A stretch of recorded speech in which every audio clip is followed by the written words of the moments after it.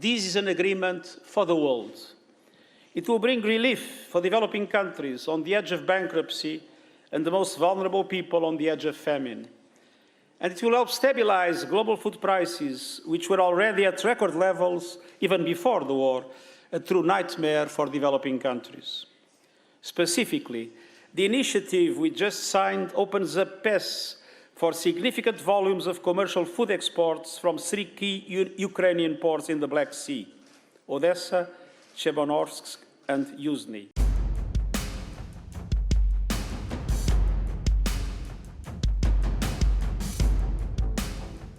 Ukraine and Russia are two of the world's biggest grain, seed oil, and other agricultural produce suppliers.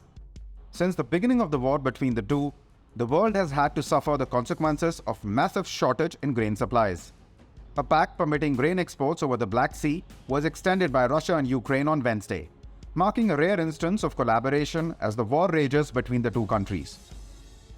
The deal is crucial for global food security, in particular the developing world, as the food grain prices since the beginning of the war between the two countries skyrocketed, reaching all-time high levels.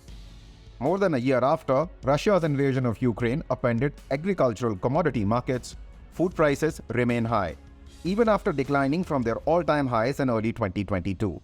Many economically fragile nations continue to experience increased food insecurity as two of the major exporters of wheat and other essential agricultural commodities start their second year of hostilities. 1 billion people live in fragile and conflict-affected areas, which are particularly at danger. According to the Food and Agriculture Organization of the United Nations, food prices have dropped 19% from their peak in March last year as a result of 11 consecutive monthly drops. 9 countries, including Guinea, Malawi, South Sudan, have been experiencing severe food insecurity since the start of the war. IMF has been assisting them through several of its food security programs, but the impact of grain shortage in the developing world has been severe. The United Nations and the United States applauded the grain deal, but both asked for greater assurances as Russia has threatened to end the agreement in the past, which is essential for maintaining global food security. According to the European Commission, Ukraine amounts for 10% of the world's wheat market, 15% of the corn market, and 13% of the barley market. Russia is also a big supplier of grains to the world. It is in fact the largest wheat exporter in the world and accounts for nearly 24% of the total of the top 20 largest wheat exporters. The grain deal was struck after China's special envoy arrived in Kyiv for a meeting with Ukraine's foreign minister, who stressed that Ukraine would not accept any peace proposal that called for ceding territory. President Recep Tayyip Erdogan of Turkey, which has a central role in the grain deal, announced a 2-month extension, saying Russia had agreed not to block ships from leaving to Ukrainian ports.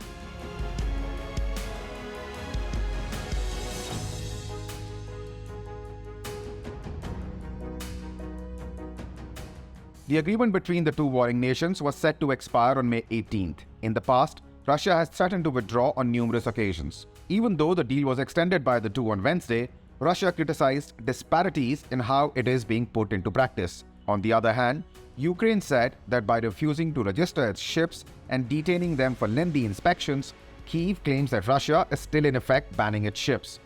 The impact of the war has been significant on both the countries. Russian statistics agency Rosstat recently said that the country's gross domestic product shrank by 1.9% in the first quarter of 2023. In addition to the oil price cap agreed upon with the G7 on Australia, the Russian economy was burdened by a second round of Western sanctions, including a ban by the European Union on Russian petroleum goods.